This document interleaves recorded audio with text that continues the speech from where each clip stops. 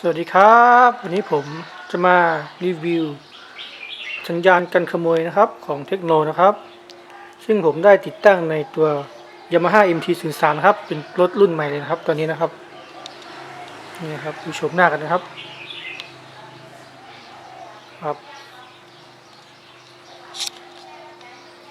เดี๋ยวเรามาชมฟังก์ชันของตัวรีโมทกันเลยนะครับฟังก์ชันแรกนะครับผมทำการล็อกรถนะครับซึ่งตัวสัญญาณกันขโมยนี้เราได้ทำการติดตั้งกันไปแล้วนะครับเราก็จะมารีวิวการทำงานของรีโมทนะครับตอนแรกคือการล็อกนะครับปิ๊บก็จะมีเสียงดังหนึ่งครั้งนะครับและเมื่อมีใครมาโดนรถเรานะครับนี่ครับก็จะมีเสียงดังขึ้นมานะครับใน5 วินาทีนะครับแล้วที่ตัวรีโมทก็จะมีเสียงสัญญาณด้วยนะครับนี่นะครับก็จะทำให้เรารู้เลยนะครับว่ามีคนมาโดนรถเรานะครับและเมื่อตัวขโมยหรือว่าใครก็ช่างครับที่ใช้กุญแจผีหรือว่าตัวทีนะครับมาทิ่มดูกุญแจเรานะครับ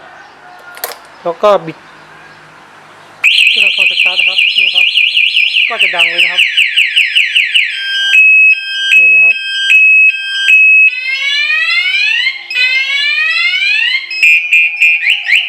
นี่นะครับเราก็จะรู้เลยนะครับว่ามีคนมาขโมยรถเราครับหรือมันทำร้ายอะไรสักอย่างเนี่ยครับต่อไปนะครับฟังก์ชันที่2นะครับก็จะเป็นแบบล็อกเงียบนะครับแบบล็อกเงียบเดี๋ยวปลดล็อกกันนะครับนี่นะครับล็อกเงียบเราก็กดที่ตัวรีโมทค้างเลยนะครับนี่นะครับก็จะมีเสียงปิ๊บ1 ครั้งนะครับเมื่อมีใครมาโดนรถเรานะครับนี่นะครับก็จะมีไฟกระพริบขึ้นมานะครับแล้วก็ที่ตัวรีโมทนะครับก็จะมีสั่นแล้วก็มีเสียงร้องดังขึ้นมานะครับก็จะทำให้เรารู้เลยนะครับว่ามีคนมาโดนรถเราก็สามารถลงมาดูได้เลยนะครับฟังก์ชันต่อไปนะครับ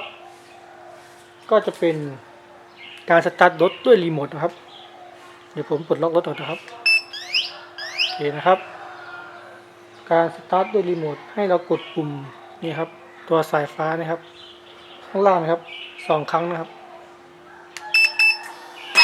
นี่นะครับรถเราก็จะทำการสตาร์ทได้เลยนะครับนี่ครับการสตาร์ทเราจะไม่กระชากตัวใดสตาร์ทนะครับไฟก็จะไปเลี้ยงที่กล่องกันนะครับแล้วเราก็สามารถหยุดด้วยการกดที่ตัวปลดล็อกนะครับนี่นะครับที่ตัวปลดล็อกได้เลยนะครับแล้วอีกฟังก์ชันหนึ่งก็จะเป็นฟังก์ชันตัวล็อกอัตโนมัตินะครับเดี๋ยวผมขอเพิ่มเติมอีกนิดนึงนะครับเมื่อรถเราติดเกียร์อยู่นะครับหรือเกียร์ไม่ว่างนะครับตัวสตาร์ทด้วยรีโมทก็จะไม่ทำการสตาร์ทขึ้นมานะครับก็จะเป็น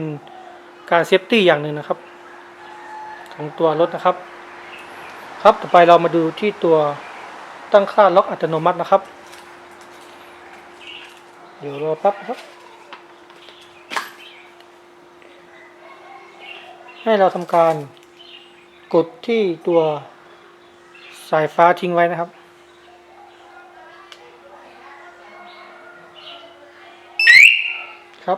ก็จะดังปิ๊บ1 ครั้งนะครับเมื่อเราทำการสตาร์ทรถนะครับนี่ครับ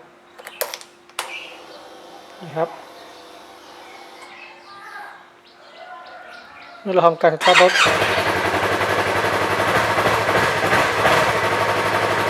ไปแล้วนะครับแล้วเราปิดที่ตัวรถแล้วเรา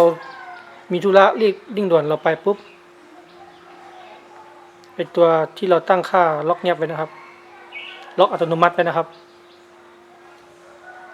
ภายใน15 วินาทีนะครับนี่นะครับมันก็จะทำการล็อกรถให้เราเลยนะครับส่วนฟังก์ชันอื่นๆนี่ครับเดี๋ยวผมจะมารีวิวให้ฟังอีกครั้งนะครับหรือว่าใครสนใจก็ติดต่อมาได้เลยนะครับสัญญาณการขโมยของเทคโนนะครับรุ่น Super 2 Way นะครับสามารถติดรถในยี่ห้ออื่นก็ได้นะครับไม่จำเป็นต้องที่ตัว MT-03 อย่างเดียวนะครับวันนี้ก็ขอรีวิวแค่นี้กันนะครับข ขอบคุณมากครับสวัสดีครับ